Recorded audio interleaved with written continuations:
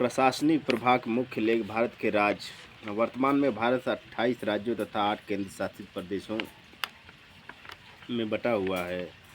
राज्यों की चुनी हुई स्वतंत्र सरकारें हैं, जबकि केंद्र शासित प्रदेशों पर केंद्र द्वारा नियुक्त प्रबंधन शासन करता है। हालांकि पांडिचेरी और नई दिल्ली की लोकतांत्रिक सरकार भी है।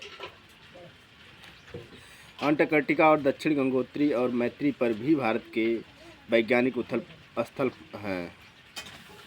मैत्री पर भी भारत के वैज्ञानिक स्थल, यद्यपि अभी तक कोई वास्तविक आधिपत्य स्थापित नहीं किया गया है।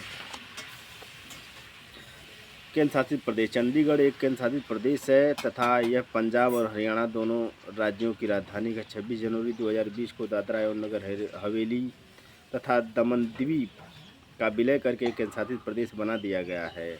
अब इसका पूरा नाम दादरा एवं नगर हवेली तथा दमन द्वीप है। विदेश संबंध मुख्य लेख भारत के वैदेशिक संबंध। 1947 में अपनी स्वतंत्रता के बाद भारत ने अधिकांश देशों के साथ सौहार्दपूर्ण संबंध बनाए रखा है। 1950 के दशक में भारत ने पुरजोर रूप से अफ्रीका और एशिया में यूरोपीय उपनिवेशों की स्वतंत्रता का समर्थन किया और गुटनिरपेक्ष आंदोलनों में एक अग्रणी की भूमिका निभाई। 1980 के दशक में भारत दो पड़ोसी देशों के नियंत्रण पर सेना के द्वारा संक्षिप्त सैन्य हस्तक्षेप किया, एक श्रीलंका में और दूसरा मालदीव में। भारत के पड़ोसी पाकिस्तान के साथ एक तनाव भरा संबंध है और दोनों देशों के बीच 4 बार युद्ध हुआ है। 1947, 1965, 1971 और 1999 में कश्मीर विवाद पर इन युद्धों का प्रमुख कारण था।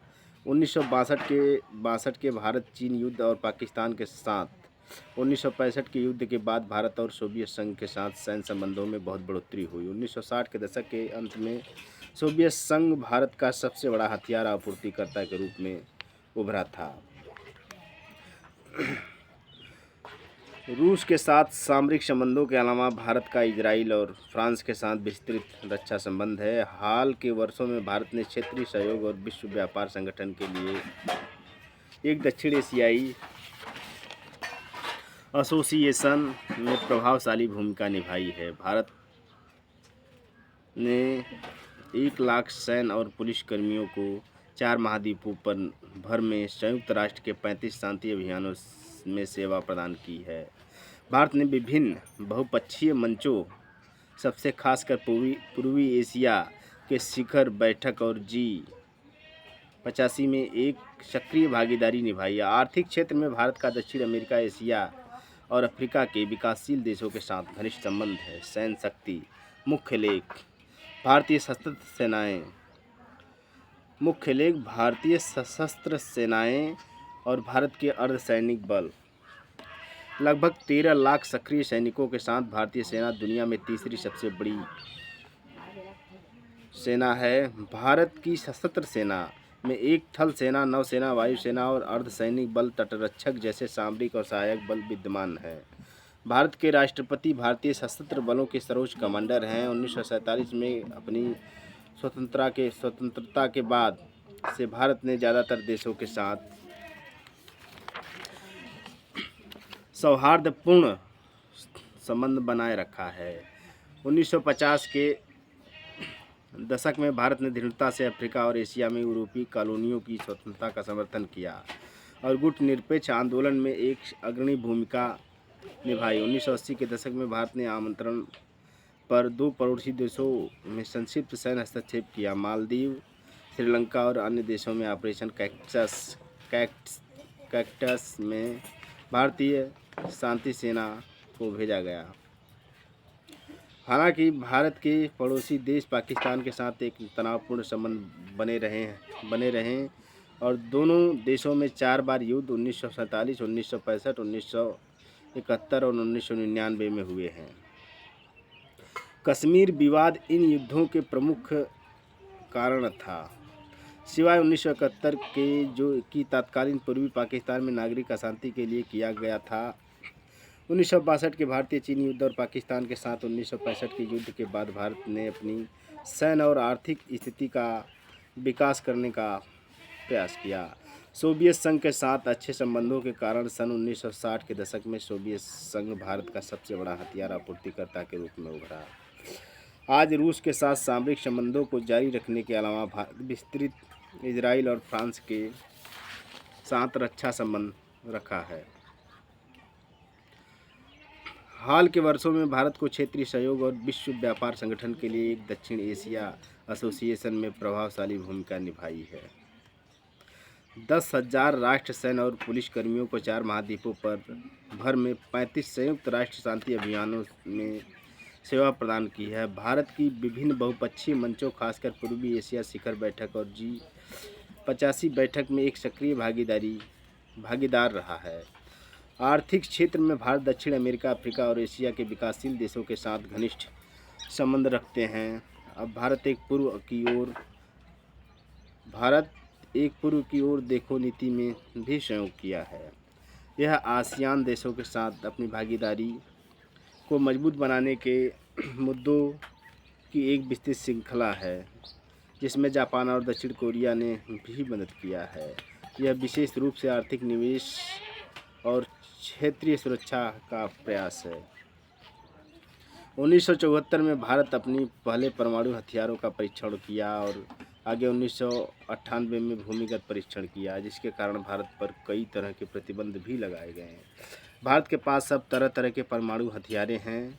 भारत अभी रूस के साथ मिलकर 5वीं पीढ़ी के विमान बना रहे हैं। हाल ही में भारत का संयुक्त राष्ट्र अमेरिका और यूरोपीय संघ के साथ आर्थिक, सामरिक और सैन्य सहयोग बढ़ गया है। 2008 में भारत और संयुक्त राज्य अमेरिका के बीच असैनिक परमाणु समझौते हस्ताक्षर किए गए थे। हालांकि उस समय भारत के पास परमाणु हथियार था और परमाणु प्रसार संधि NPT के पक्ष में नहीं था। यह अंतर्राष्ट्रीय परमाणु ऊर्जा एजेंसी और न्यूक्लियर सप्लायर्स ग्रुप NSG से छूट प्राप्त है।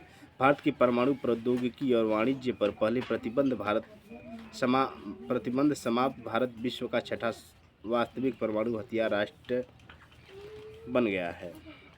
NSG छूट के बाद भारत भी रूस, फ्रांस, यूनाइटेड किंगडम और कनाडा सहित देशों के साथ असैनिक परमाणु ऊर्जा सहयोग समझौते पर हस्ताक्षर करने में सक्षम है। वित्त वर्ष 2014-2015 के केंद्रीय अंतरिम बजट में रक्षा आवंटन में 10% बढ़ोतरी करते हुए 22,04,000 करोड़ रुपया आवंटित किया गया। 2013-2014 के बजट में यह राशि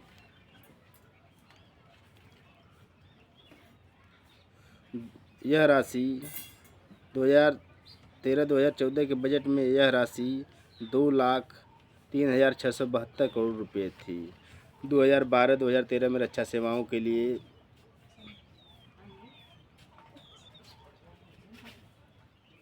1,93,407 करोड़ रुपये का प्रावधान किया गया था, जबकि 2011-2012 में यह राशि 1,64,415 करोड़ थी। साल 2011 में भारतीय रक्षा बजट 36.03 अरब अमेरिकी डॉलर रहा, या सकल घरेलू उत्पाद का 1.83%। 2008 के एक SIRPI रिपोर्ट के अनुसार भारत क्रय शक्ति के मामले में भारतीय सेना के सैन्य खर्च 72.7 अमेरिकी डॉलर रहा। साल 2011 में भारतीय रक्षा मंत्रालय के वार्षिक रक्षा बजट में 11.6% की वृद्धि हुई। हालांकि यह पैसा सरकार की अन्य शाखाओं के माध्यम से सैन्य की ओर जाते हुए पैसों में शामिल नहीं होता है। भारत दुनिया का सबसे बड़ा हथियार आयातक है। 2014 में नरेंद्र मोदी नीत भाजपा सरकार ने मेक इन इंडिया के नाम से भारत में निर्माण अभियान की शुरुआत की और भारत को अधिकार आयातक से निर्यातक बनने के लक्ष्य की घोषणा की। रक्षा निर्माण के द्वार निजी कंपनियों के लिए भी खोल दिए गए और भारत के कई उद्योग घरानों ने बड़े पैमाने पर इस क्षेत्र में पूंजी निवेश की योजनाएं घोषित की। फ्रांस की डसाल्ट एविएशन ने अंबानी समूह के साथ साझेदारी में राफेल लड़ाकू विमान तथा अमेरिका की लॉकहीड मार्टिन ने टाटा समूह के साथ साझेदारी लड़ाकू विमान F-16 का निर्माण भारत में प्रारंभ करने की घोषणा की है। अन्य प्रतिष्ठित समूह जैसे L and T, Mahindra, Kalyani आदि भी परियोजनाओं के निर्माण की पहल कर चुके हैं, जिनमें तोपें, असलहा, जलपोत व पनडुब्बियां का निर्माण शामिल है। रूस के साथ कमोह हेलीकॉप्टर का निर्माण भी भारत में करने के लिए समझौता हुआ है।